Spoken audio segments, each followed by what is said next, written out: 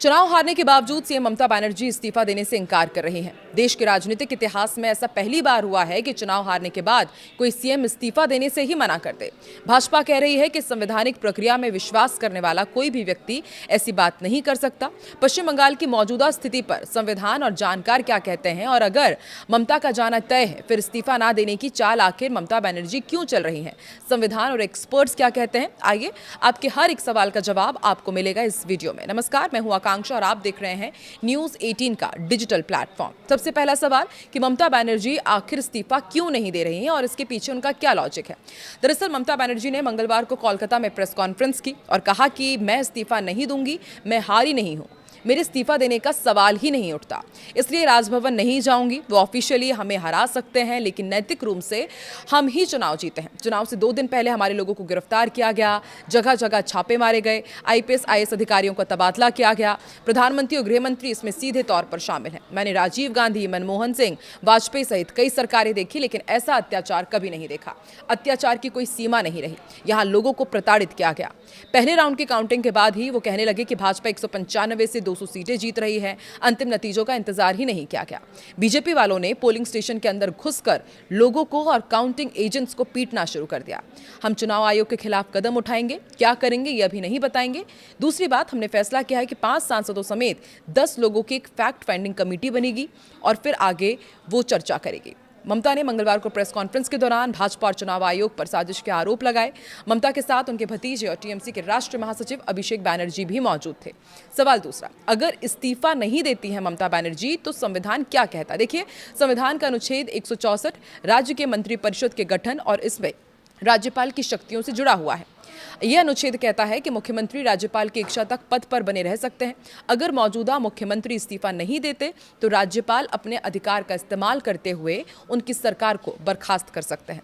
हालांकि इसकी भी नौबत नहीं आएगी क्योंकि अनुच्छेद 172 कहता है कि हर राज्य की विधानसभा यदि पहले ही विघटित नहीं कर दी जाती है तो अपने प्रथम अधिवेशन के लिए नियत तारीख से 5 वर्ष तक बनी रहेगी, इससे अधिक नहीं। और 5 वर्ष की उक्त अवधि की समाप्ति का परिणाम विधानसभा का विघटन होगा। और मौजूदा विधानसभा कार्यकाल की यदि बात की जाए पश्चिम बंगाल की तो वो 7 मई तक ही है। उसके बाद ना पुराने विधायक बचेंगे, ना विधानसभा, ना मंत्रिमंडल और ना ही मुख्यमंत्री। तीसरा सवाल, इस स्थिति पर एक्सपर्ट्स क्या कहते हैं। देखिए, संविधान के जानकार बताते हैं कि राज्य में सरकार के 4 स्ट्रक्चर होते हैं: विधायक, विधानसभा, मंत्रिमंडल और मुख्यमंत्री। उनका संवैधानिक मुखिया राज्यपाल होता है। पश्चिम बंगाल में 7 मई के बाद विधानसभा का कार्यकाल खत्म हो जाएगा और नए विधायकों को सर्टिफिकेट मिल जाएंगे। इसके बाद ना पुरानी विधानसभा रहेगी, ना पुराना मंत्रिमंडल रहेगा। चुनाव आयोग ने संविधान के प्रावधानों और representation of the people act के सेक्शन 15 के अनुसार नोटिफिकेशन जारी करके नई विधानसभा के विधायकों का चुनाव करा लिया है।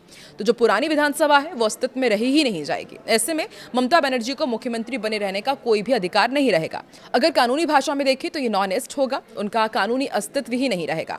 लोकतांत्रिक परंपरा के अनुसार नए मुख्यमंत्री के शपथ ग्रहण तक पुराने मुख्यमंत्री कार्यवाहक बने रहते हैं। यदि वो राज्यपाल को त्यागपत्र देने से इंकार करती हैं तो भी नए मुख्यमंत्री का शपथ ग्रहण कराया जा सकता है और नई विधानसभा का गठन किया जा सकता है। मगर ममता बनर्जी प्रत्यक्ष जाकर के राज्यपाल को इस्तीफा नहीं देना चाहती तो वो ईमेल या चिट्ठी के माध्यम से भी अपना इस्तीफा भेज सकती हैं, वो भी मान्य होगा। सवाल अब चौथा ये उठता है कि ममता बनर्जी ने इस्तीफा ना देने का दांव क्यों चला। देखिए, ममता बनर्जी ने ये कदम संवैधानिक कम राजनीतिक वजहों से ज्यादा उठाया है। टीएमसी पहली बार इतनी बड़ी हार झेल रही है। हार के बाद पार्टी में भगदड़, दल बदल और स्थानीय नेताओं के बीजेपी की ओर जाने का खतरा रहता है।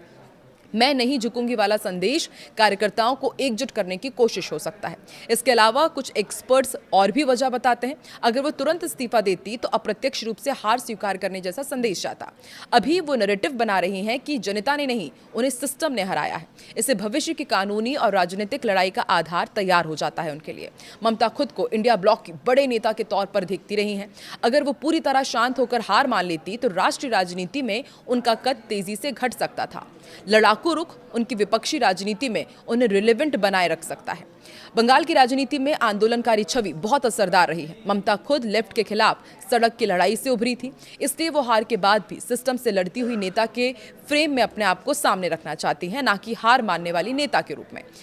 पश्चिम बंगाल की मुख्यमंत्री ममता बनर्जी ने मंगलवार को कोलकाता में प्रेस कॉन्फ्रेंस के दौरान कहा था कि मैं सीएम पद से इस्तीफा नहीं दूंगी। हम जनादेश से नहीं, साजिश से हारे हैं, इसलिए इस्तीफा देने के लिए राजभवन वो नहीं जाएंगी। और आज भी ममता बनर्जी ने आज एक मीटिंग की। मीटिंग में तमाम जितने जीते हुए विधायक थे वो सभी वहां पर पहुंचे। इस दौरान उन्होंने फिर कहा कि मैं उपचुनाव नहीं लड़ूंगी, सड़कों पर रहूंगी। और उन्होंने ये भी कहा है कि अब वो शायद सुप्रीम कोर्ट जा सकती हैं। और सबसे उन्होंने कहा कि जब आप पहले दिन जाएंगे विधानसभा में तो आप काले कपड़े पहन के जाइएगा, यानी कि टीएमसी के जितने भी जीते हुए विधायक हैं वो काले कपड़े पहन के जाएंगे। इसी बीच एक और खबर यह है कि भाजपा सरकार का शपथ समारोह 9 मई को कोलकाता के ब्रिगेड परेड ग्राउंड में सुबह 10 बजे होगा। प्रदेश अध्यक्ष समीक भट्टाचार्य ने बुधवार को यह जानकारी दी। उन्होंने बताया कि 8 मई को विधायक दल की बैठक होगी। वहीं ममता बनर्जी और अभिषेक बनर्जी के आवास से अतिरिक्त पुलिस सुरक्षा हटा दी गई है। हालांकि उन्हें पहले की तरह जिट कैटेगरी सुरक्षा मिलती रहेगी। बंगाल में 4 मई को रिजल्ट के बाद से हिंसा शुरू हुई थी। पिछले 24 घंटे के दौरान 4 लोगों की हत्या हुई है। इनमें भाजपा और टीएमसी के 2 कार्यकर्ता हैं। कोलकाता की न्यू मार्केट में मंगलवार रात भीड़ ने टीएमसी के पार्टी ऑफिस को बुलडोजर से गिरा दिया था। उपद्रवियों ने आसपास की दुकानों को भी नुकसान पहुंचाया है। वहीं नॉर्थ 24 परगना जिले के संदेश खाली स्थित बामनघेरी इलाके में मंगलवार रात गश्त कर रही पुलिस और केंद्रीय बलों पर भी हमला हुआ है। उपद्रवियों ने फायरिंग की जिसमें 5 सुरक्षाकर्मी घायल हो गए। तो एक तरफ बंगाल हिंसा की आग में अब भी झुलस रहा है और दूसरी तरफ ममता बनर्जी के बागी तेवर। उन्होंने साफ कर दिया कि वो इस्तीफा नहीं देंगी, सुप्रीम कोर्ट भी वो जाने वाली हैं। तो वहीं दूसरी तरफ 9 मई को शपथ की तैयारी है, यानी कि हर रोज पश्चिम बंगाल का सियासी समीकरण बदलता जा रहा है। आपको क्या लगता है कि ममता बनर्जी का मैं झुकूंगी नहीं वाला ये जो स्टैंड है वो जनता के ऊपर कितना असरदार होगा? कमेंट सेक्शन पर अपनी राय जरूर दें।